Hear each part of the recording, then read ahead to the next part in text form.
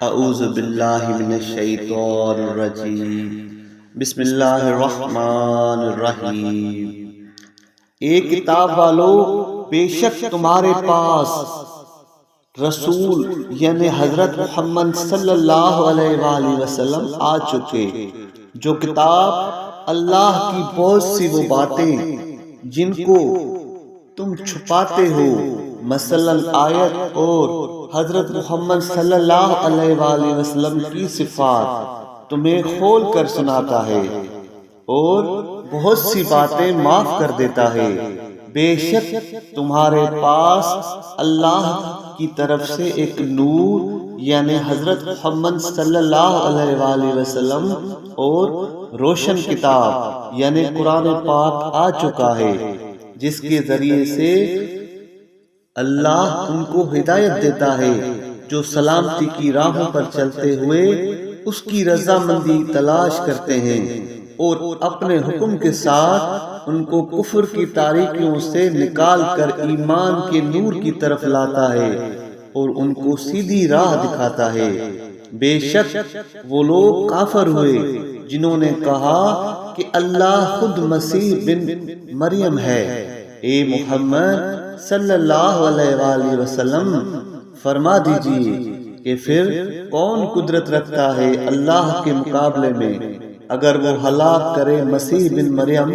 اور اس کی ماں اور اس تمام مخلوق کو جو زمین میں ہے، اور اللہ کے لیے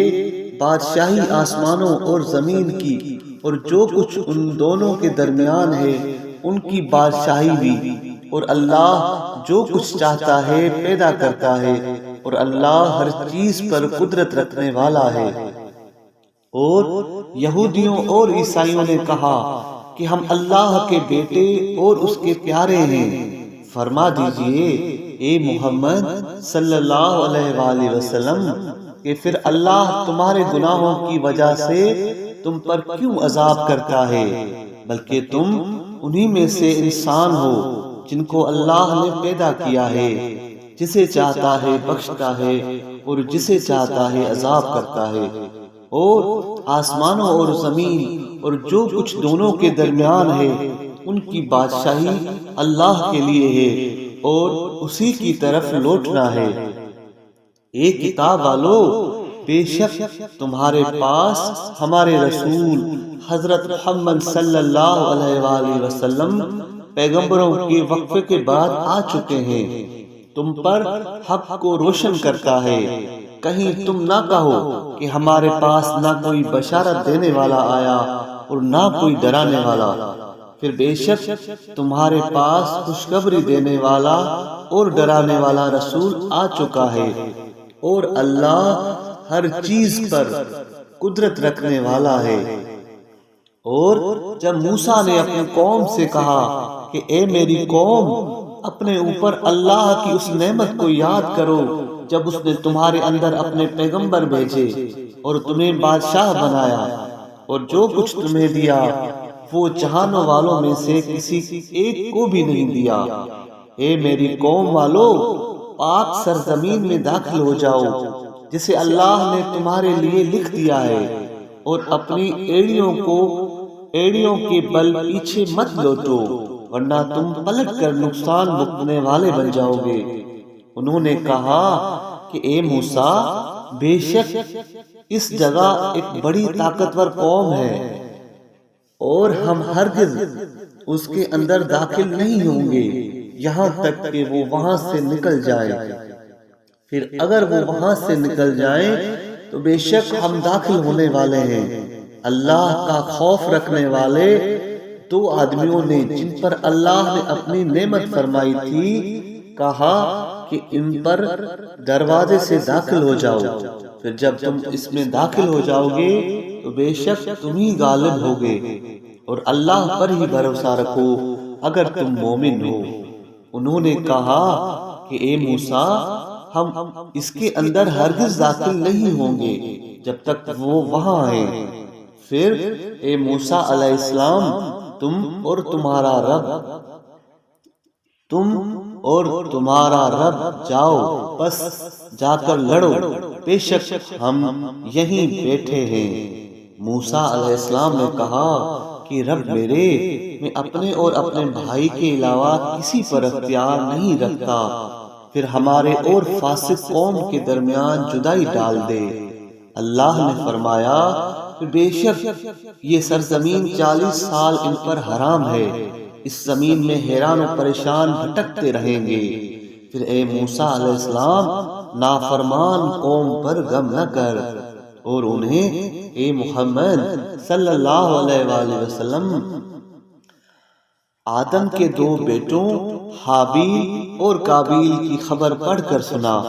حق کے ساتھ جب ہر ایک نے قربانی کی تو دونوں میں سے ایک کی قربانی قبول کی گئی اور دوسرے کی قبول نہیں کی گئی۔ قابیل نے کہا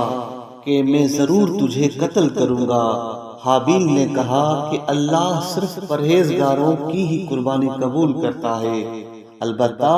اگر تو مجھے قتل کرنے کے لیے اپنا ہاتھ میری طرف بڑھائے گا تو میں اپنا ہاتھ تیری طرف بڑھانے والا نہیں ہوں کہ تجھے قتل کروں۔ بے شک میں جہانوں کے رب اللہ سے ڈرتا ہوں، بے شک میں چاہتا ہوں کہ تم میرے قتل کے گناہ اور اپنے کفر کے گناہ کے حقدار بنو، پھر دوزخیوں میں سے ہو جاؤ، اور یہی ظالموں کا بدلہ ہے۔ پھر اسے اس کی نفس نے اپنے بھائی کے قتل کے لیے تیار کیا، پھر اس نے اسے قتل کر دیا، پھر نقصان بھٹکنے والوں میں سے ہو گیا۔ پھر اللہ نے ایک کوا بھیجا جو اس کے سامنے زمین کھودنے لگا تاکہ اسے دکھائے کہ کس طرح چھپائے اپنے بھائی کی لاش کو۔ قابیل نے کہا کہ ہائے مجھ پر افسوس، کیا میں اس کوے سے بھی عاجز ہوں کہ اس کوے کی طرح تدبیر کرتا، پھر اپنے بھائی کی لاش کو چھپاتا۔ پھر پشیمان لوگوں میں سے ہو گیا۔ اس کام کی وجہ سے ہم نے بنی اسرائیل پر لکھ دیا اور فرض کر دیا کہ جو شخص کسی جان کا بدلہ لینے یا زمین میں فساد ڈالنے یعنی شرک کرنے کے بغیر کسی جان کو ناحق قتل کرے گا، اس نے گویا تمام انسانوں کو قتل کیا، اور جس نے اسے بچایا تو گویا اس نے تمام انسانوں کو بچا لیا۔ اور یقیناً ان کے پاس ہمارے پیغمبر روشن معجزوں کے ساتھ آئے، پھر بھی بے شک اس کے بعد ان میں سے اکثر لوگ زمین میں فساد برپا کرنے والے ہیں۔ بے شک جو لوگ اللہ اور اس کے رسول صلی اللہ علیہ وآلہ وسلم کے ساتھ لڑائی کرتے ہیں اور زمین میں فساد کرتے ہیں، ان کا بدلہ یہی ہے کہ ان کو قتل کیا جائے یا ان کو پھانسی دی جائے یا ان کے ہاتھوں اور ان کے پاؤں کو آمنے سامنے سے کاٹا جائے یا ان کو جلا وطن کیا جائے۔ ان کے لیے دنیا میں ہی خواری ہے اور آخرت میں ہی ان کے لیے ایک بڑا عذاب ہے۔ مگر وہ لوگ جو تمہارے قبضے اور گرفت میں آنے سے پہلے ہی توبہ کریں تو پھر جان لو کہ اللہ تعالی مغفرت کرنے والا، رحم کرنے والا ہے۔ اے ایمان والو، اللہ سے ڈرتے رہو اور اسی کے پاس وسیلہ تلاش کرو، اس کا قرب حاصل کرو اطاعت کے وسیلے سے، اور اس کے راستے میں جہاد کرو، شاید تم کامیاب ہو جاؤ۔ بے شک جو لوگ کافر ہو گئے، اگر ان کے پاس وہ سب کچھ ہو جو زمین میں ہے اور اس کے ساتھ اتنا اور بھی ہو تو وہ بھی قیامت کے دن کے عذاب سے فدیے میں دیں گے، تو وہ بھی ان سے قبول نہیں کیا جائے گا اور ان کے لیے دردناک عذاب ہے۔ چاہیں گے کہ دوزخ سے باہر نکلیں اور وہ اس سے باہر نکلنے والے نہیں ہوں گے، اور ان کے لیے دائمی عذاب ہے۔ اور چور مرد اور چور عورت ہر ایک کا ہاتھ کاٹ دو، یہ ان کی کمائی کا کچھ بدلہ اللہ تعالی کی طرف سے سزا ہے، اور اللہ غالب حکمت والا ہے۔ پھر جو شخص اپنے ظلم کے بعد توبہ کرے گا اور اپنی اصلاح کرے گا تو پھر بے شک اللہ تعالیٰ اس پر رحم کرے گا، بے شک اللہ مغفرت کرنے والا، رحم کرنے والا ہے۔ کیا نہیں جانتے کہ آسمانوں اور زمین کی بادشاہی اللہ ہی